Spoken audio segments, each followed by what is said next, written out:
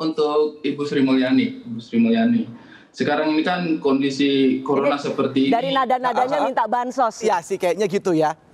Iya, Ibu, ini saya sudah 4 bulan susah dapat pekerjaan. Ari, kita sama, Ri. Ibu Sri Mulyani, sekarang ini kan kondisi pandemi seperti ini pastilah memukul juga perekonomiannya kita. Dan biasanya kalau lagi kondisi kayak begini kan mungkin penyakit-penyakit ekonomi kita itu malah menjadi semakin terlihat gitu, yang mungkin dulu-dulu masih belum terlihat, belum tertutupi kelemahan ekonominya kita itu sebenarnya di sektor apa. Dan kemudian juga saya berpikir bahwa kayaknya kita ini kan negaranya terlalu luas ya, dari Sabang sampai Merauke, dan bentuknya juga kepulauan. Apakah memang sistem keuangan yang ada sekarang itu, sistem ekonomi kita itu sudah ideal, atau mungkin sebenarnya kita harus bisa menyesuaikan dengan daerah-daerah yang lain? Itu yang pertama. Satu aja. Tambah satu, Bu, saya hanya mau tawarkan bantuan sebenarnya untuk Ibu Sri Mulyani. Apa? Sombongnya. Luar biasa, mau bantu. Memang saya ini optimis dulu, apa Bu. itu? Oh iya. Saya kemarin lihat Ibu Sri Mulyani sangat concern sekali dengan utang-utang negara ya, sampai menahan beberapa tokoh yang diwajibkan untuk membayar utang-utang negara. Saya cuma menawarkan bantuan. Ibu mungkin bisa libatkan kami orang Timur lebih banyak dalam hal seperti itu. Karena kami sepertinya punya kemampuan tersendiri, keahlian dalam penagihan. Itu mungkin Ibu Sri Mulyani kalau butuh bantuan penagihan, kami siap membackup sepenuh hati. Oke. Silakan, Bu. Terima kasih. Ari, terima kasih ya. Jaga kesehatan dan senang dengar pertanyaannya. Pertanyaannya serius, tapi cara menyajikannya santai banget. Pertama, dengan COVID ini banyak masalah ekonomi terekspos. Memang betul, Ari. Itu sebetulnya yang selama ini kita komunikasikan, tadi yang dikatakan oleh Pak Erik ya. Makanya Pak Erik menggunakan soundbite-nya mudah, Indonesia sehat, Indonesia kerja, Indonesia tumbuh.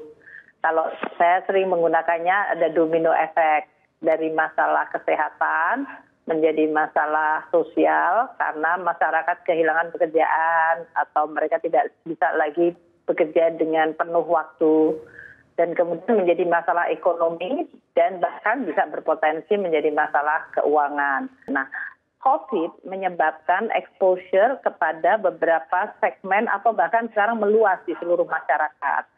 Tadi masyarakat yang kehilangan pekerjaan, makanya yang disebut bantuan sosial diperluas. Kalau masalah utang, Ari, kalau masalah nagih utang itu tidak dengan masalah mengelola utang. Jadi kalau masalah nagih utang, ya kalau negara punya piutang, ya berarti ada pihak ketiga yang punya utang ke negara, ya ditagih. Biasanya kalau ditagih itu menggunakan Kementerian Keuangan karena kita memiliki lembaga untuk penagihan. Ini bukan kayak utang kartu kredit, Ri. Iya. Oh, beda ya? Kita bisa tarik barang gitu. Bu Ani, tadi waktu Ibu ngomong, Bekti mau nanya soal ya, Bu, tadi kan ada bansos, itu. Bu. Kita termasuk nggak, Bu, artis-artis itu, Bu? Tapi kan kayak Indra Bekti emang masih perlu. Kamu kan kelihatan mewah banget hidupnya. Itu mewah banget kalau di rumah kelihatannya. Ya, Bu. Walaupun Indra, ya, Bu, kalau kamu kelihatannya mewah banget. Tapi dari awal itu kita sudah dikasih tahu bahwa umpamanya waktu itu ada anggota DPR mengatakan banyak pekerja-pekerja seni di daerah konstituennya yang kehilangan kesempatan kerja atau order dalam hal ini. Betul. Maka kita melist mereka dan waktu itu minta melalui pemerintah daerah dimasukkan dalam penerima bantuan sosial pemerintah. Itu satu yang sifatnya adalah bantuan langsung. Kita lakukan baik di Kementerian Sosial maupun kita bekerja sama dengan pemerintah daerah. Ya. Baik, Kedua, tunggu belum. Belum, baik, Bu. Negara itu baik loh.